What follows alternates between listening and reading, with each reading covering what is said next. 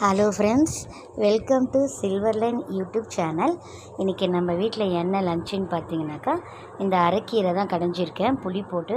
பாருங்கள், அதில் வெங்காயம், தக்காளி, பூண்டு, பச்சை மிளகாய் இதெல்லாம் போட்டிருக்கேன்.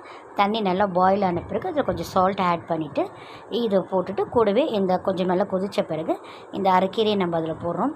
கீரை பாருங்கள் எவ்வளோ ஃப்ரெஷ்ஷாக இருக்குது. இது கொளத்தூர் விநாயகபுரத்தில் தான் வாங்கினேன், சென்னையில்.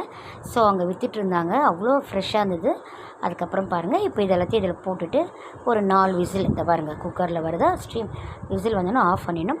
அவரைக்காய் பாருங்கள், தோட்டத்து காய் தான். இப்போ மேங்கோ கூட சீசன் வந்துருச்சு மார்ச்லேயே. அதுக்கப்புறமா இந்த அவரைக்காய் நான் என்ன பண்ணியிருக்கேன்னா, அது கொஞ்சம் கத்திரிக்காய், முருங்கைக்காய் இதெல்லாம் போட்டுட்டு நான் பொரியல் பண்ணியிருக்கேன். கீரை பாருங்கள் வெந்துடுச்சு. அவரைக்காய் இதெல்லாம் வந்து அரிஞ்சு வச்சுருக்கேன். முருங்கைக்காயெலாம் கூட நல்லா நாட்டு முருங்கைக்காய் தான், ஒரு பாட்டி விற்றுட்டு இருந்தாங்க. அதுக்கப்புறம் பாருங்கள், அந்த மேங்கோ கொஞ்சம் பழுத்து இருந்தது ஒன்று, அது ஆல்ரெடி 2 டேஸ்க்கு முன்னாடி வாங்கினது.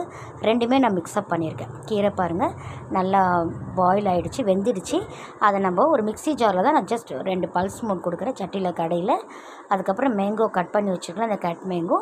இதை பாருங்கள், மிளகாத்தூள், கொஞ்சம் மஞ்சள் தூள், உப்பு போட்டு கொஞ்சம் கடுகு போட்டு தாளிச்சிருக்கேன். நல்லா இது ஆயில் அப்ளை பண்ணியிருக்கேன், நல்லெண்ணெய் ப்ளஸ் கருவேப்பிலை ஆட் பண்ணியிருக்கேன்.